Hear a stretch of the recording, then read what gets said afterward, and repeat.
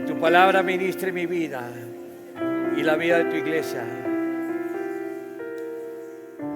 Tu palabra ministra a tu pueblo y a todos cuantos están, Señor, y puedan ver este mensaje, Padre. Gracias, Padre mío. Aquí estoy, Señor. Aquí estoy para ministrar tu palabra a tu pueblo, a tu iglesia. Háblanos y exhórtanos. Exhórtanos, Señor, y alienta nuestros corazones con tu palabra. En el nombre de Jesús, toda la gloria y la alabanza es tuya, Señor. Gracias, Padre.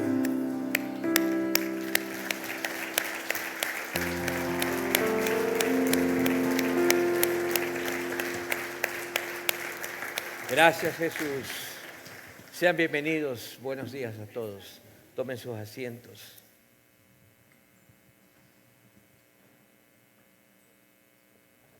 Antes de predicar, quiero pedirles dos cosas. Ponga su celular en modo silencio.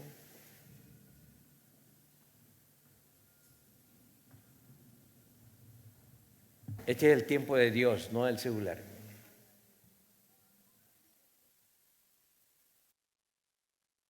Si quiere apagarlo. Y dos cosas. En segundo lugar, no esté moviéndose, no esté distrayéndose. Porque creo que lo que vamos a hablar hoy día tiene que ver mucho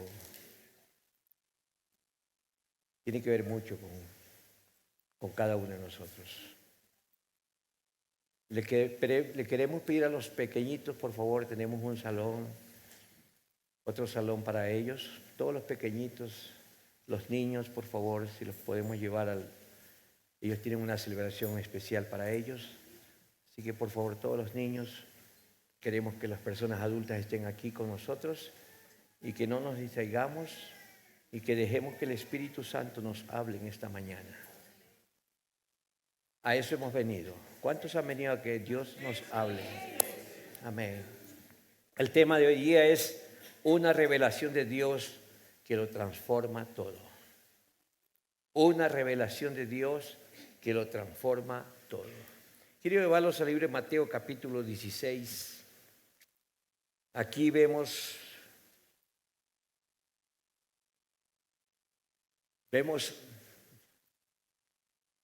a un suertudo cristiano. Bueno, en Dios no hay suertes, pero se llama Pedro. Dios me dé las fuerzas en la voz para poder salir hoy día, porque anoche estuvimos haciendo unos trabajos en casa en madera y ese polvo parece que me afectó un poco la garganta. Pero vemos en el verso 13 la confesión de Pedro. Qué hombre tan bienaventurado, qué hombre tan privilegiado, qué hombre tan escogido para una revelación gloriosa. Dice la palabra: viniendo Jesús a la región de Cesarea de Filipo, preguntó a sus discípulos diciendo: ¿quién dicen los hombres que es el Hijo del Hombre? Ellos dijeron: unos dicen que tú eres Juan el Bautista, otros dicen que tú eres Elías, otros dicen que tú eres Jeremías o alguno de los profetas. Y aquí viene lo interesante. Dice, y él les dijo: ¿y vosotros? ¿Y ustedes? ¿Y ustedes? ¿Quién decís que soy yo? Respondiendo Simón Pedro dijo: tú eres el Cristo, el Hijo del Dios viviente. Tú eres el Cristo, el Hijo del Dios viviente. Entonces, vea la respuesta del Señor. Le respondió Jesús y le dijo: wow, Pedro, tú eres bienaventurado, eres Simón, hijo de Jonás, porque no te lo reveló carne ni sangre, sino mi Padre que está en los cielos. Y yo también te digo, Pedro, que tú eres Pedro, y sobre esta roca edificaré mi iglesia. Sobre esta revelación que tú has escuchado, edificaré mi iglesia. Y las puertas del infierno no prevalecerán contra ella, contra la iglesia. Algo más le dice el verso 19, y a ti te daré las llaves del reino de los cielos, y todo lo que atares en la tierra será atado en los cielos, y todo lo que desatares en la tierra será desatado en los cielos. Entonces mandó a sus discípulos que a nadie dijesen que él era ¿quién? Que él era ¿quién? El Cristo, el Cristo. Una revelación de Dios gloriosa que lo transformó completamente a Pedro, y esta revelación gloriosa te puede transformar a ti y a mí. Bendito sea el Señor. Bendito sea Dios. Iglesia, escúcheme. Escuche lo que el Espíritu Santo quiere hablar. La iglesia moderna ha perdido de vista la gran majestad de Dios. La iglesia contemporánea está confundida y perdida de la gran majestad de Dios. ¿Por qué? Porque hemos perdido el valor y la esencia de quién es Él. La gente está tan confusa que no sabe quién es Él. Nuestra mirada, incluso como creyentes, se ha limitado solamente a lo común y a lo natural. Y por haber perdido de vista lo eterno, hemos perdido la efectividad de Dios para nuestras vidas en esta tierra.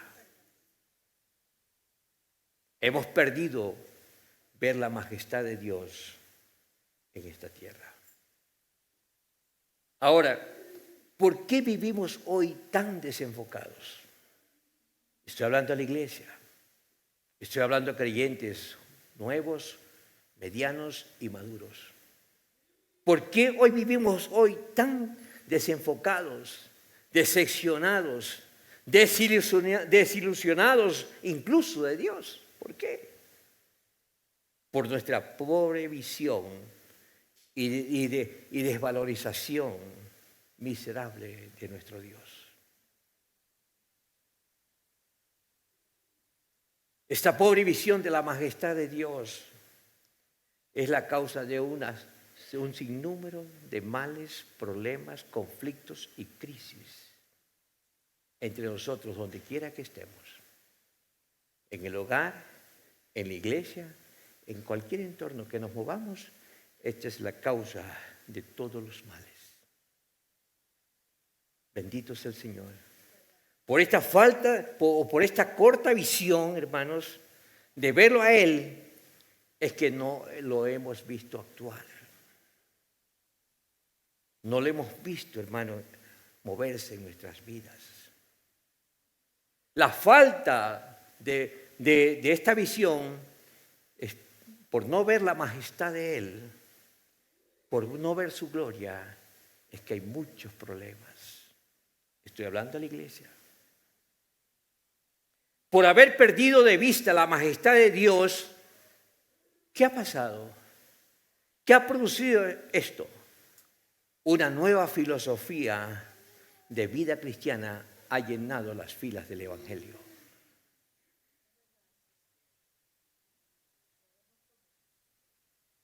Por eso lo vemos común a Dios. Lo vemos como un relleno. Lo vemos como un complemento en nuestras vidas, pero no lo vemos como el más grande, el majestuoso. Hemos perdido la majestad de Dios. Y por haber perdido su majestad en nuestras vidas, por haber perdido esa concepción del verdadero Dios, esa filosofía está dañando y destruyendo la iglesia de Cristo en estos tiempos. Por esta razón, el Evangelio ya no es trascendente.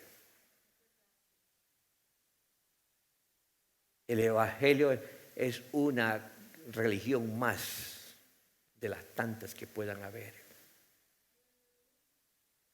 La enseñanza en las iglesias y sus tradiciones no manifiestan el poder de Dios.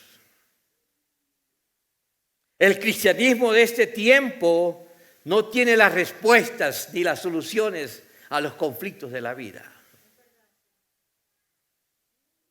No, la gente está desesperada, no sabe qué hacer con sus conflictos, con sus crisis. Y el evangelio no es la respuesta.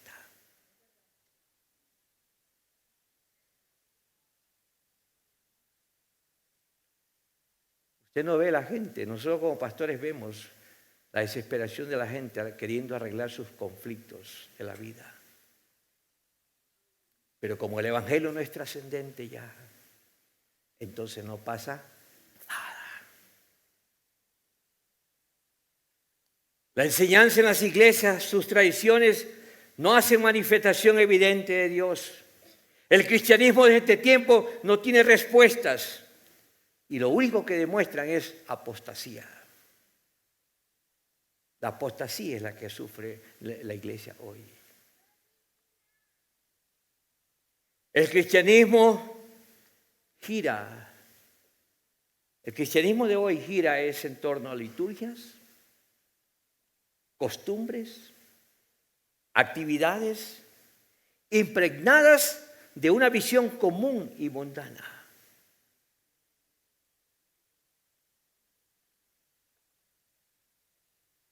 Al perder la gloria de Dios, ¿qué significa esto? Que hemos perdido la dirección en cómo vivir con efectividad. Hemos perdido dar respuestas correctas y soluciones a todos los conflictos de la vida. ¿Qué declaró el apóstol Pablo en Romanos 1:16? Pablo hizo una declaración maravillosa. Yo no me avergüenzo del evangelio porque es que es poder de Dios. Es poder de Dios, ¿para qué? Para una salvación, para una transformación, para una solución de todos los conflictos de la vida. Bendito sea el Señor. Por haber perdido el sentido de majestad, por no entender verdaderamente la palabra majestad, ha llegado también la pérdida del temor reverencial a nuestro Dios. Hemos perdido el reconocimiento a su presencia en medio nuestro. ¿Qué es temer a Dios? ¿Qué significa la palabra temer a Dios?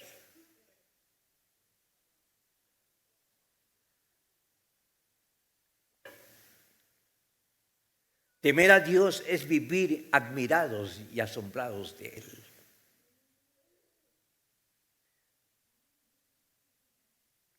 Temer a Dios es vivir asombrados, vivir admirados de quién es Él. Pero hoy Dios no es causa de admiración. Dios no es causa de admiración. Dios no es causa de asombro para muchos de nosotros hoy día. Y cuando no tenemos asombro y admiración por quién es Dios, entonces perdemos nuestro espíritu de adoración. Perdemos nuestro espíritu de honra. Perdemos nuestro espíritu de prioridad. Y terminamos haciéndolo a Dios algo más en nuestras vidas, pero no prioridad. No lo honramos como Él es. No lo honramos como debe ser. ¿Qué es adorar? Adorar es rendirnos a la majestad de su gloria. Y al hacerlo, somos transformados por su Espíritu. Pero nuestra visión de un Dios común nos hizo perder el poder y el valor de Dios en nuestros corazones. Y al perder a Dios, nos hemos perdido a nosotros mismos. Porque Dios es la fuente. Dios debe ser todo. de nuestra verdadera vida, pero ya no lo es. Perder la majestad de Dios es perder la vida que nos sostiene, la vida que nos sustenta. ¿Qué declaró el Señor Jesús a sus discípulos en San Juan 14, verso 6? Él dijo, yo soy el camino, yo soy la verdad y yo soy la vida. Eres la vida, hermanos. Entonces, cuando perdemos la vida, nos perdemos a nosotros mismos, porque Dios es la fuente de nuestra verdadera vida. Perder la majestad de Dios es perder la vida que nos sostiene y nos sustenta. ¿Y qué pasa? Cuando perdemos la vida que nos sostiene y sustenta, terminamos viviendo vidas comunes y corrientes como los demás. Tristemente, hermanos, el cristianismo moderno no está produciendo el tipo de cristianos que pueda apreciar y pueda experimentar la vida en el Espíritu. En otras palabras, lo que declaró el apóstol Pablo en Romanos 8 es utópico. No es una realidad para la iglesia hoy día. Ese caminar en el Espíritu que el apóstol Pablo declaró en Romanos 8, ¿cómo debemos caminar los creyentes? No es realidad. Bendito sea el Señor. Hermanos, este cristianismo moderno nos ha vuelto cristianos gobernados por los sentidos naturales. Terminamos visualizándolo a Dios de una manera natural y no sobrenatural. Dios para la iglesia de hoy es natural, no es sobrenatural. Pero yo quiero decirte, iglesia amada, tú tienes y yo tengo un Dios que es sobrenatural.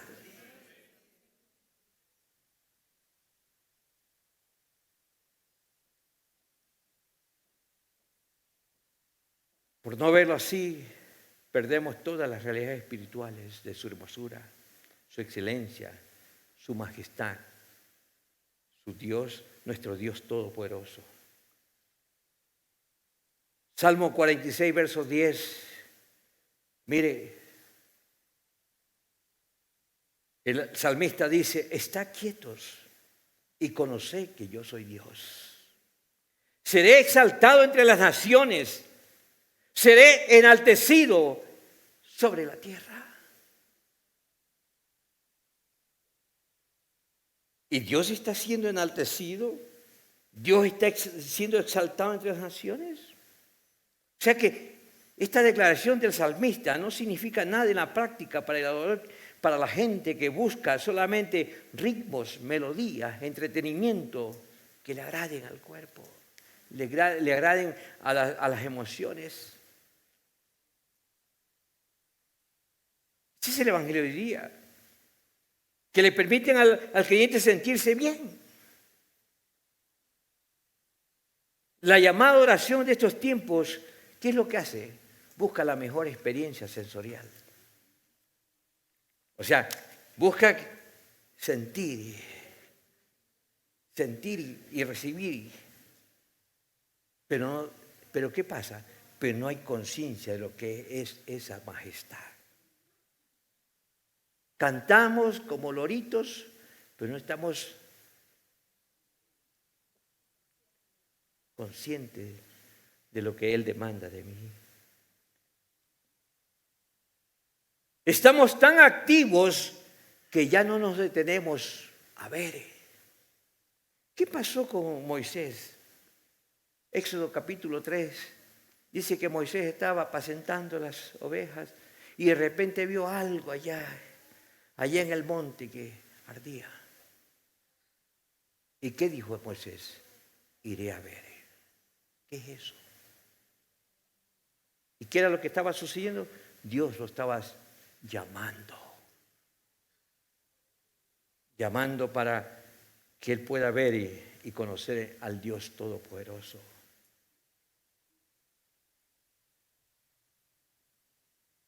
Estamos tan activos en tantas cosas, pero no nos detenemos a ver a Dios. Estamos gritando tanto, estamos haciendo tanta bulla que ya no escuchamos.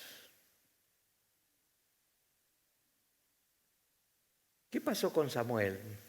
Era un pequeñito, un niño.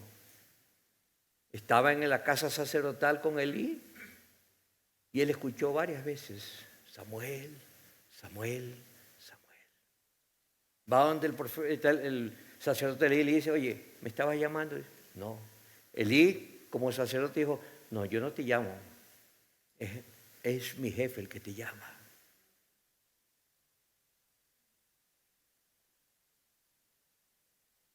Pero como estamos haciendo tanta bulla, tanto escándalo, ¿verdad?, no escuchamos como Samuel. Estamos con tantos planes, nuestras agendas están llenas, que ya no le preguntamos ni consultamos a Dios y le decimos: Señor, ¿qué quieres que yo haga? ¿Cómo hago esto? Dame luz, dame dirección. El apóstol Pablo, camino a Damasco, tuvo una experiencia y Dios le dijo, y Pablo le dijo a Dios: ¿qué quieres que haga? Como escuchó la voz de Dios, como lo vio a Dios, le dijo: Señor, el Señor le dijo: Pablo, tú eres un instrumento en mis manos. Te he llamado para que seas un apóstol. Mire, por escuchar, por consultarlo. Adorar es preguntarle: Señor, al mirar tu majestad, al mirar tu grandeza, ¿qué quieres que yo haga?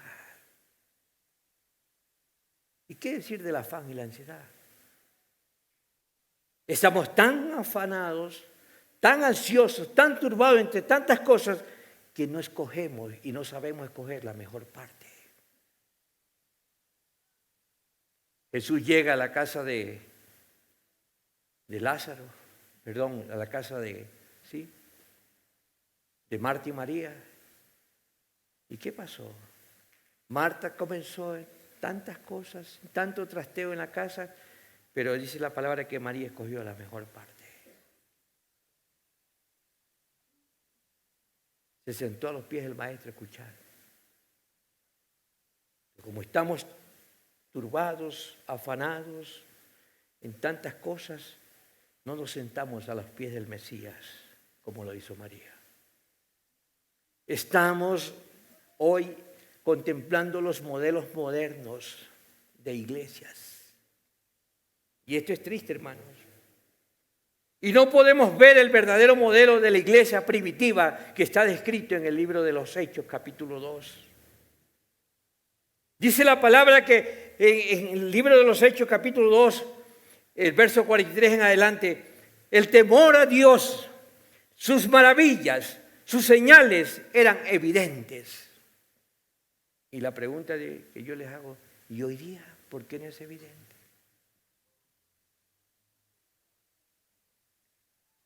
¿Por qué no es evidente? Hace unos años atrás fuimos con mi esposa a un seminario de capacitación pastoral. Y ahí está mi esposa. Fuimos porque, hermanos, los pastores ministramos a las ovejas. Y la pregunta es: ¿y quién ministra a los pastores?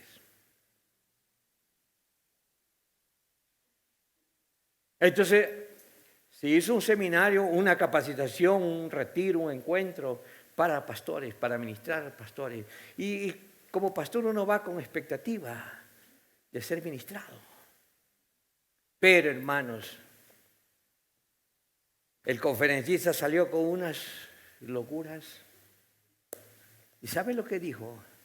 Hermanos, pastores, hoy la iglesia no solamente debe ser dirigida por un pastor, sino que la iglesia necesita un psicólogo, un psiquiatra, un terapeuta, un sociólogo. Bueno, me llenó de currículum.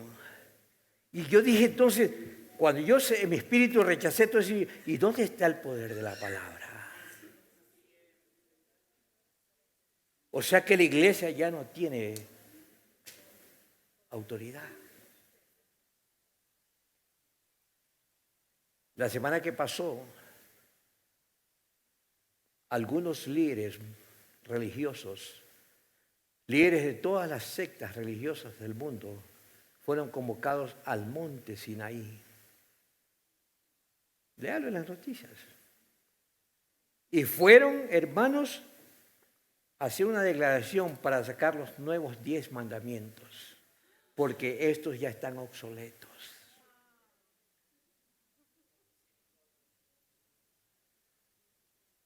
Y entre ese grupo de líderes están muchos líderes evangélicos.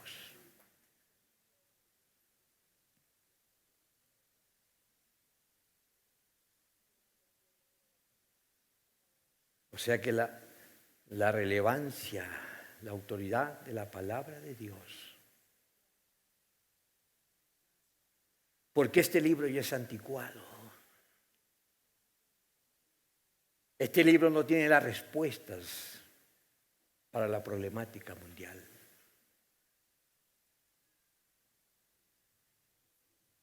Y entre todos esos 10 mandamientos dicen, creo que es el tercero, que el hombre es todo.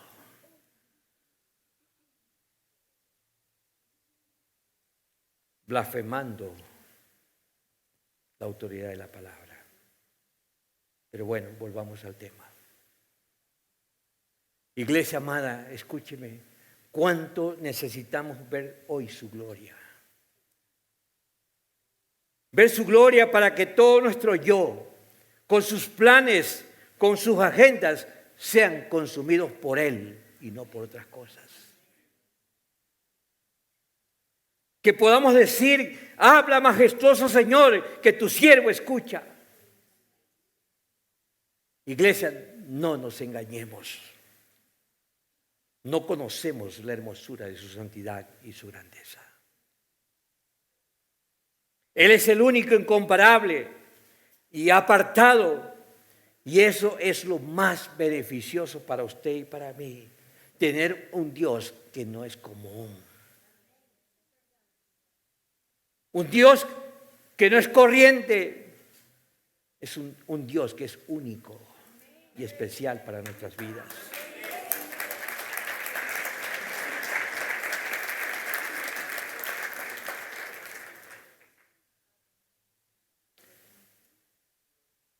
Pero nuestro conocimiento de Dios hoy es un conocimiento normal, común, sin asombro, sin admiración, sin trascendencia.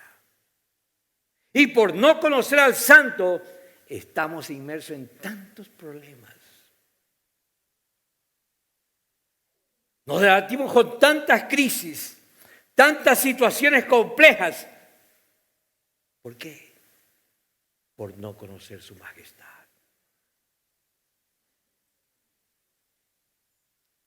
Hermano querido, escúcheme.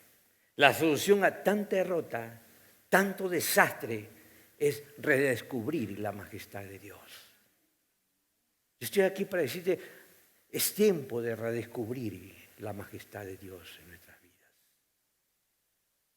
Conocer a Dios endereza nuestra alma chueca y sana todas nuestras actitudes y motivaciones equivocadas que podemos tener. Si queremos ver el poder espiritual en nuestras vidas, debemos comenzar a ver y admirar a Dios tal y cual como es en realidad Él.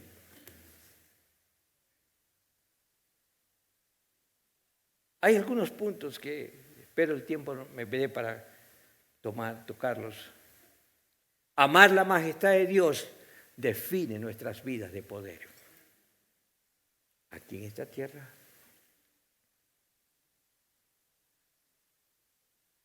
Y quiero comenzar hablando la calidad de mi adoración, la calidad de mi entrega, la calidad de mi devoción a Él. La calidad de mi adoración, mi entrega, mi devoción es definida por mi entendimiento de su majestad. Yo pregunto, hermanos, ¿en qué lugar de admiración está Dios en su vida? Dios te produce poca o mucha admiración, asombro. Porque según el lugar de admiración el que tengamos a Dios en nuestras vidas, así será nuestra adoración, nuestra honra, nuestra entrega, nuestra devoción, nuestra alabanza. Así será.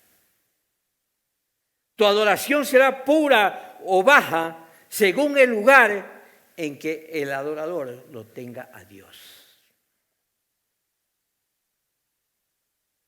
Cuando Dios es lo más admirable, hermanos, cuando Dios es el que produce nuestro gozo, entonces el enfoque de nuestra adoración será Él. ¿Por qué decimos esto? Si usted lee Efesios capítulo 1, usted ve que, hermanos, la realidad más gloriosa del hombre no es que él pueda decir o hacer en un momento dado, sino que la forma en que lo concebimos a Dios es lo más profundo de nuestro corazón. Por eso yo dije antes, ¿acaso Dios es un complemento en su vida? ¿O acaso Dios es un relleno del domingo de la semana?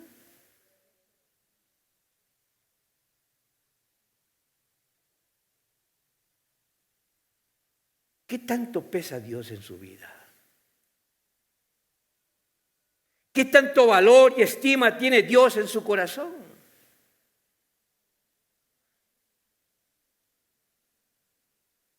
¿O acaso es un momento de entretenimiento?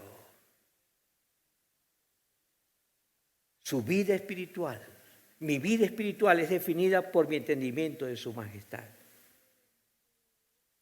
Porque la manera como vemos a Dios va a determinar nuestra vida espiritual. Cuando lo vemos a Dios como el Dios incomprensible, cuando lo vemos a Dios cuya majestad no se puede narrar, cuya gloria es inefable, su sabiduría insondable, cuando lo vemos a Dios que no necesita defensores, cuando concebimos a Dios como el Dios no creado y todo suficiente, cuando lo vemos a Dios como el Dios autoexistente, omnipotente, justísimo, santísimo, así será nuestra devoción a Él. Así será nuestra salvación. Así será nuestra fe.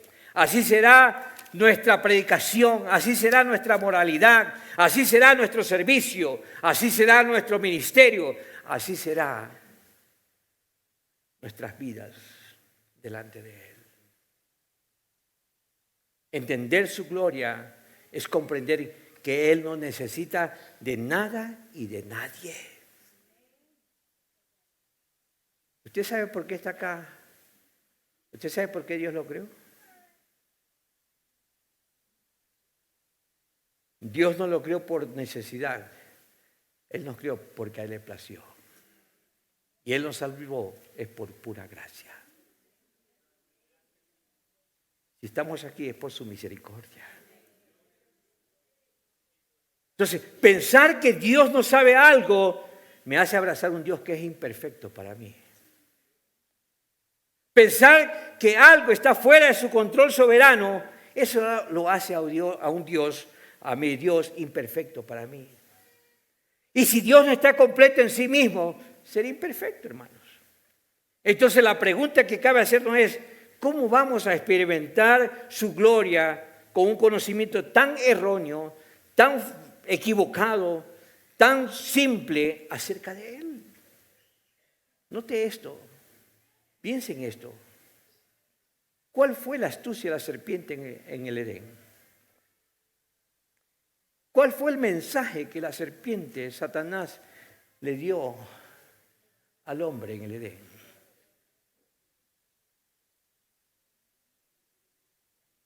La serpiente, la astucia de la serpiente antigua sigue vigente hoy para engañar a los hijos de Dios. ¿Y cuál fue el engaño? ¿Cuál fue el engaño? Hacernos creer que a Dios le falta algo. Lo rebajó a Dios. Lo puso igual que las demás cosas a Dios. Hermanos, necesitamos una revelación del Dios perfecto, cuya verdad sigue siendo absoluta y perfecta. ¿Cuántos lo creen? Porque Él no cambia. Él no cambia. La serpiente en el huerto nos hizo creer que aparte de Dios necesitamos algo más. Pero la palabra me dice que Cristo es suficiente para todas nuestras vidas. Bendito sea el Señor. Como no entendemos lo que es la majestad de Dios, es que, hermanos, perdonen que les diga esto, pero somos irreverentes, irrespetuosos delante de Dios. Aquí mismo, hermanos. Hay cristianos que están inquietos. Yo creo que la inquietud se la puede quitar en el parque, en las riberas del río.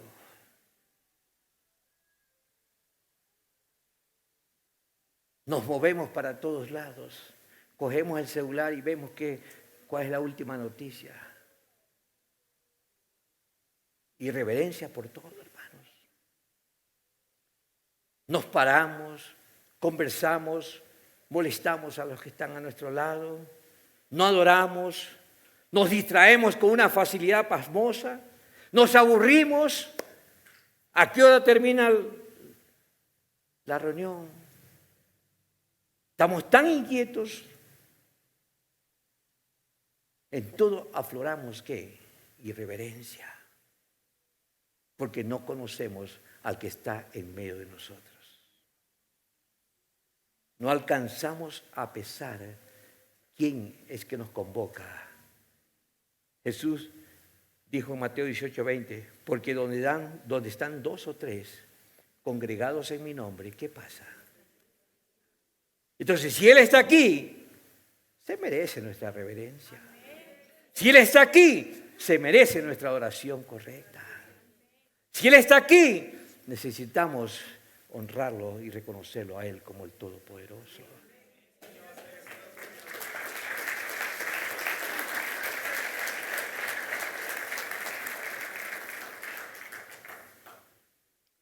Bendito sea el Señor. El bajo valor en el que tienes a Dios destruye y anula las verdades del Evangelio en nuestras vidas.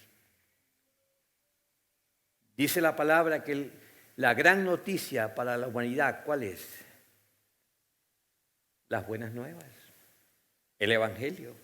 La gran noticia del Evangelio solamente es buena, escúcheme, donde es recibida con fe. ¿Qué es fe? Fe es creer que Dios es quien dice que es y que es recompensador de los que le buscan. Son los corazones que ven a Dios como grande, hermanos, como recompensador. Los que ven el poder del Evangelio manifestarse en sus vidas, en su familia y en todos los aspectos. Pero hoy, ¿qué es lo que pasa? Tenemos a Dios en tan poco y lo hemos hecho igual a nosotros. Y mire, y esto es de chiste, es de reírse. Hay muchos que se creen más justos que Dios. Lo dice la palabra. ¿Qué pasó con Job? Job capítulo 35, verso 2. Mire lo que declaró Eliú, que dice, oye, ¿qué pasa, Job, contigo? Eliú le dice, mira, ¿tú piensas que es cosa recta lo que has dicho? ¿Y qué era lo que había hecho Job? ¿Qué era lo que había declarado? Yo soy más justo que Dios. Imagínense. Amados, esta es una seria afrenta para el Dios Altísimo. Esta es una seria afrenta, hermano. Una seria vergüenza al Dios Altísimo. Ante el cual, dice la palabra en Apocalipsis capítulo 4, verso 8, los serafines, los querubines, claman de manera continua. ¿Qué clamaban ellos? Santo, santo, santo, Señor Dios de los ejércitos. Lamentablemente, hermanos, lamentablemente la imagen de Dios que prevalece en esta época es tan decadente que se encuentra completamente por debajo de la dignidad del Dios Altísimo. Y esto en realidad constituye una afrenta y una calamidad moral para el Dios sublime. Hoy la mundanalidad y el libertinaje que se ven desde los púlpitos y en muchas iglesias es una evidencia clara al Dios que tenemos en el corazón. El domingo que jugó la selección, muchas iglesias se cerraron para rendirle culto a otras cosas menos a Dios.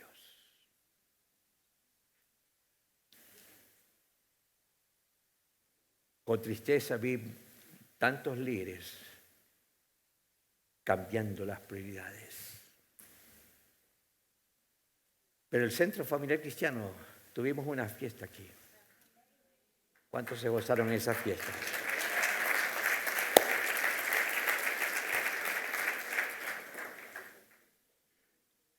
No lo vemos como el Dios Santo, porque hoy la mundanalidad, la sensualidad es clara y evidente, y desde los maestros, desde los líderes. Gente que debería ser un referente para otros, se convierten en piedra de tropiezo para los demás. Y eso es triste. Pero ¿cómo adoraba el salmista? Mire el Salmo 138. Veamos cómo el salmista adoraba y reverenciaba a Dios. Salmo 138, verso 1 dice: te alabaré con todo mi corazón.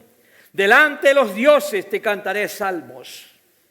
Me postraré hacia tu santo templo y alabaré tu nombre por tu misericordia y tu fidelidad, porque has engrandecido tu nombre y tu palabra por sobre todas las cosas.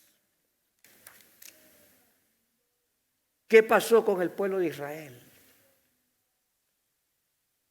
Todos conocen la historia. Israel en el desierto no fue diligente. Israel en el desierto fue negligente para ver al majestuoso Dios. Ellos lo redujeron a Dios, al Dios del cielo, a un ser que estaba allí solamente para satisfacer sus antojos. ¿Y qué pasó? Mientras Moisés estaba recibiendo los mandamientos, el pueblo estaba desenfrenado, fabricando un becerro. O sea que Dios no fue suficiente para sus vidas. Esa generación estaba allí, lo compararon hasta con un becerro a Dios, pero lo que querían era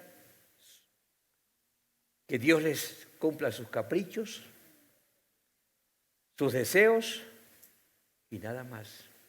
¿Y qué pasó? Por esa razón esa generación no entró en el reposo de Dios. Toda esa generación fueron destruidos. Iglesia, si no conocemos a Dios como lo que Él es, nunca hallaremos descanso y encontraremos reposo para nuestras vidas. Al contrario, hermanos, estaremos siempre preocupados, angustiados, turbados, afanados. En otras palabras, al perder de vista la majestad y gloria de Dios, perdemos nuestras propias vidas. Pero el hombre que llega a tener la creencia y la visión correcta con respecto a Dios, ese hombre, ese creyente será liberado en su alma de toda angustia natural.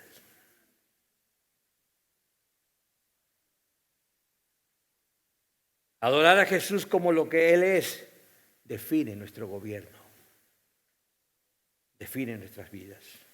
La manera como vemos a Jesús va a determinar cómo recibimos de Él.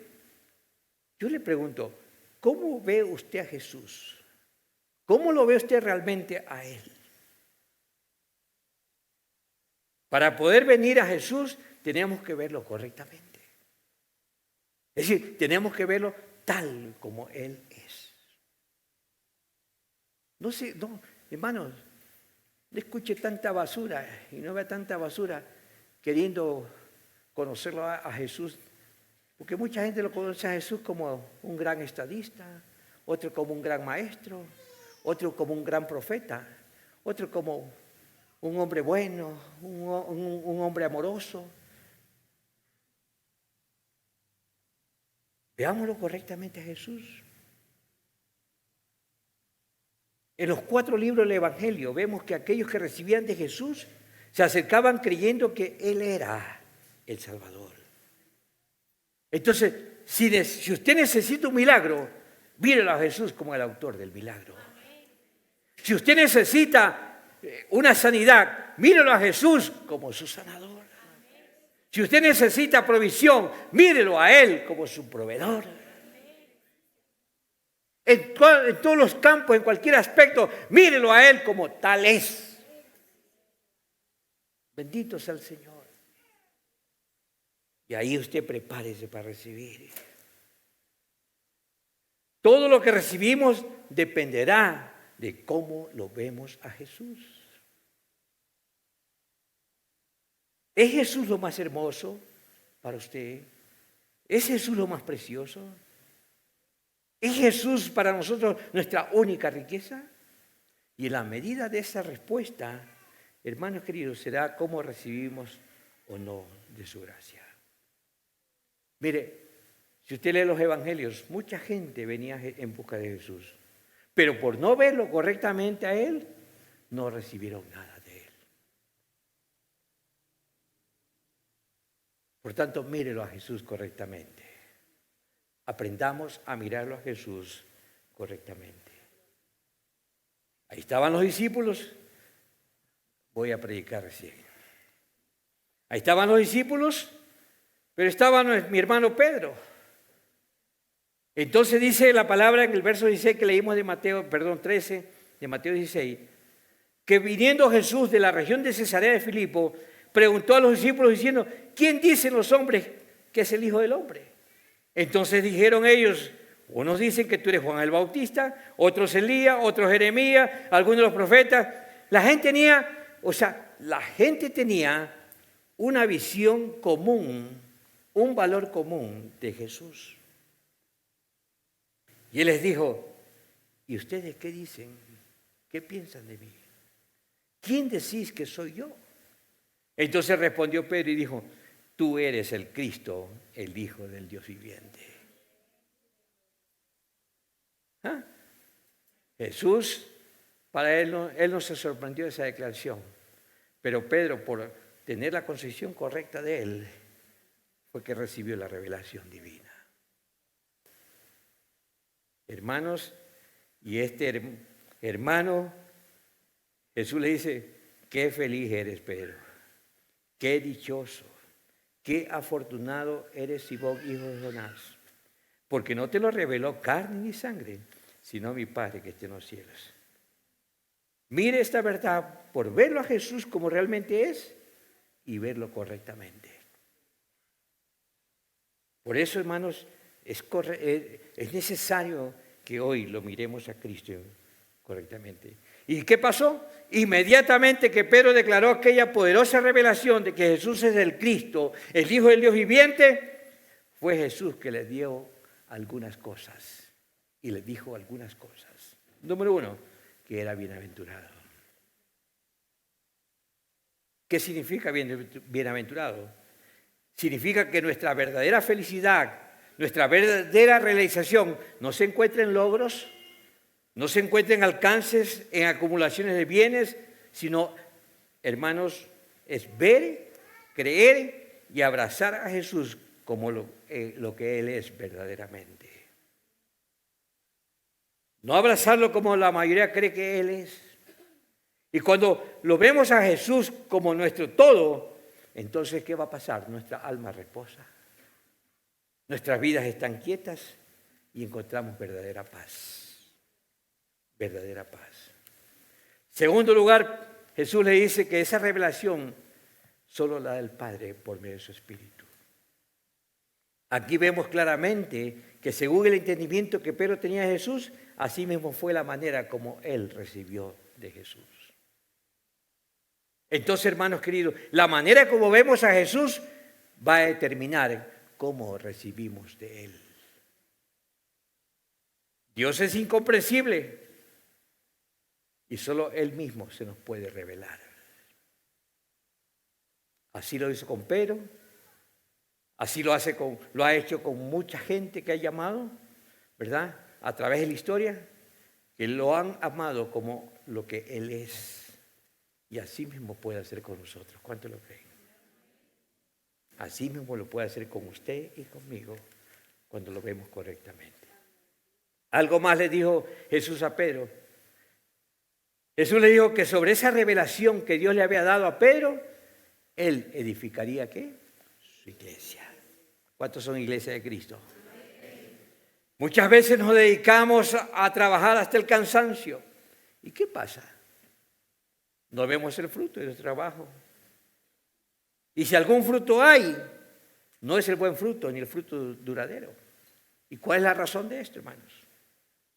La razón es que no estamos edificando en base de la revelación de la persona de Jesús que tuvo Pedro. Iglesia amada, es sobre Cristo la roca que Dios edifica su iglesia. Es sobre Cristo la roca que Dios edifica cada una de nuestras vidas. Es sobre Cristo la roca que Dios edifica nuestro hogar. Es sobre Cristo la roca que edifica nuestro matrimonio. Es Dios sobre la roca el que edifica nuestros hijos, nuestra relación, nuestra finanza. Todo es Él quien la edifica. Es Él. Y dice la palabra que Jesús le dijo que solo entonces las puertas del infierno no prevalecerán contra ella. Tremendo. Como predicó el pastor Diego el domingo, estamos que le damos patada al diablo y nos quedamos roncos. Y yo quiero decirle una gran verdad. Ningún esfuerzo físico produce nada espiritual. Pero todo lo espiritual sí produce lo físico. ¿Cuánto lo creen?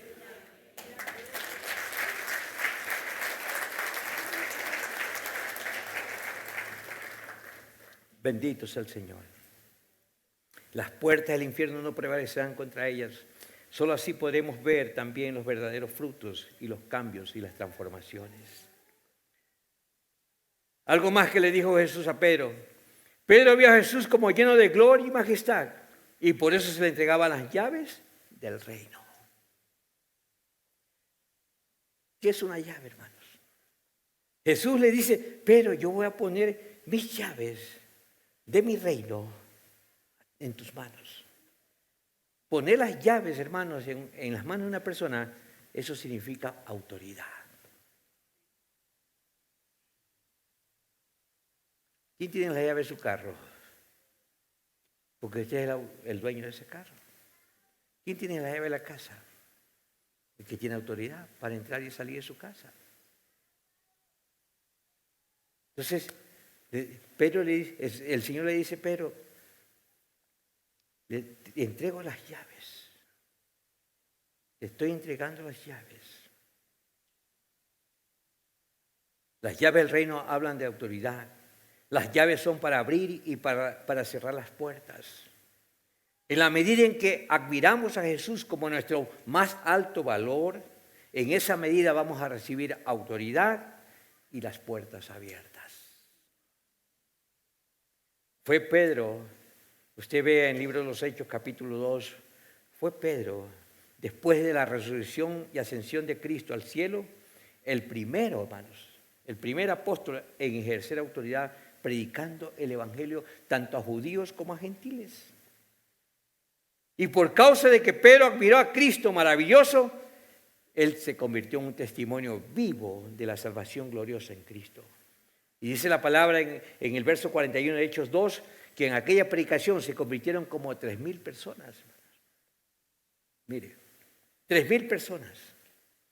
Pedro recibió la autoridad y el poder para abrir las puertas del reino de Dios en esta tierra. Tanto a judíos como a gentiles. Es por medio de la autoridad de Cristo, iglesia amada, que se abren las bendiciones, se abren las promesas del reino, se cierran las maldades de las tinieblas. ¿Cuántos lo creen? Si Pedro no hubiese visto a Jesús como lo que Él es, nada de esto hubiese acontecido en la vida de Pedro. Dios lo usó a Pedro de una forma extraordinaria por verlo a Jesús correctamente. Usted lee el libro de los Hechos, el libro de los Hechos está plagado de los testimonios, las maravillas, las señales de Dios a través de la vida de este hombre. Según el valor que Cristo tenga para nosotros, así será lo que recibiremos de Él. Repito, si usted lo ve a Cristo como su sanador, hoy usted puede ser sanado. Si usted lo ve a Cristo como su provisión, hoy va a recibir provisión. Si lo ve a Cristo como resurrección, hoy usted recibe resurrección. Jesús nos está llamando a enfocarnos en Él. En Él. No busquemos un plan de mejoramiento, hermanos. Porque hoy, hermano, es común escuchar a tanta gente que quiere mejorar su vida de diferentes técnicas, maneras, y busca la manera de arreglar las cosas, los conflictos, y no hay solución. Termina más frustrado de lo que comenzó. No busquemos un plan o un mero programa, vengamos a una persona. Mateo 11:28, ¿qué dijo? ¿Qué declaró Jesús?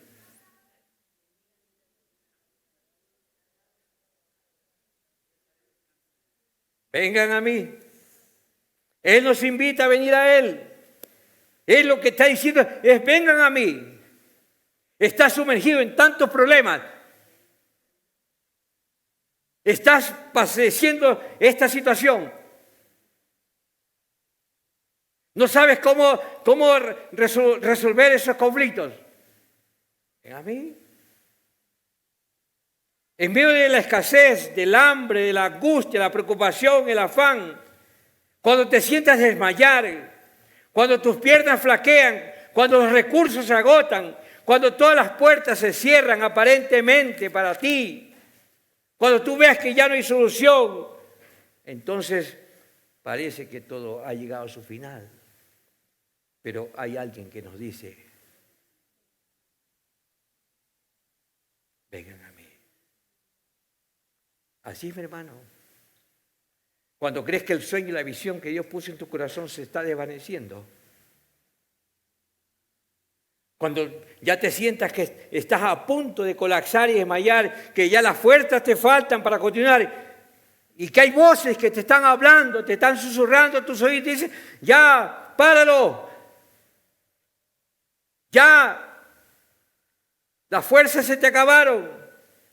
Ya no puedes hacer nada más. Dios te dice en su Hijo, vengan a mí. ¿Para qué? Para hacerlos descansar. Vengan a mí para hacerlos descansar.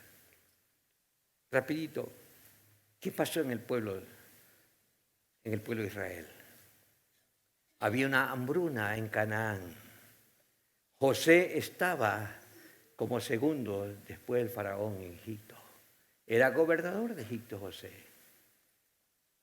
Y el deseo de su corazón de José era ayudar a su tierra, a sus familiares, su parentela. Y entonces dice la palabra que los chicos los hijos de Jacob van en busca de alimento a Egipto. Y se encuentran con José. Llega el momento en que José se hace manifiesto como su hermano. En Génesis 45 usted lea la historia. Se evidencia a sus hermanos, se da a conocer a sus hermanos. ¿Y qué pasa? José le dice al faraón, mi familia está padeciendo hambre. Mi familia está sufriendo tremendamente en Canaán. ¿Y qué le dice el faraón? Diles que vengan a Egipto. Diles que vengan a mí. ¿Para qué? Le dijo el faraón a José, yo les daré lo bueno de la tierra de Egipto. Y comeréis de la abundancia de la tierra.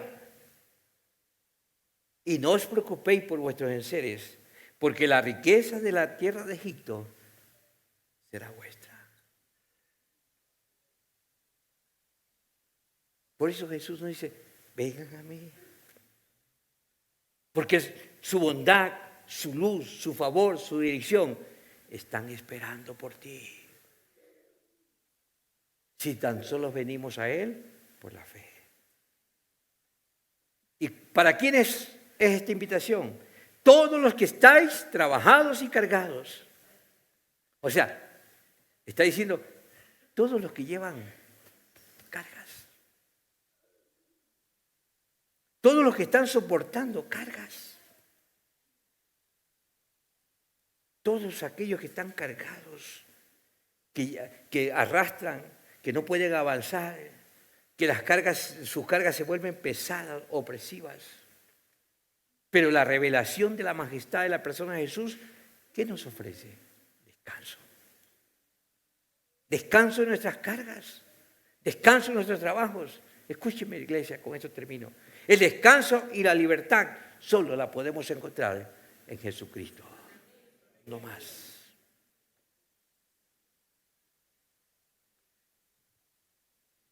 No se ofenda por lo que le digo.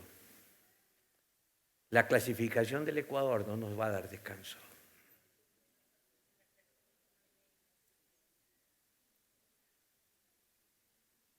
Que las patadas de Valencia y de Messi no nos ilusionen más que Dios. Póngase de pie. Póngase de pie. Ministros de adoración, por favor. Deme unos minutos que quiero orar por usted.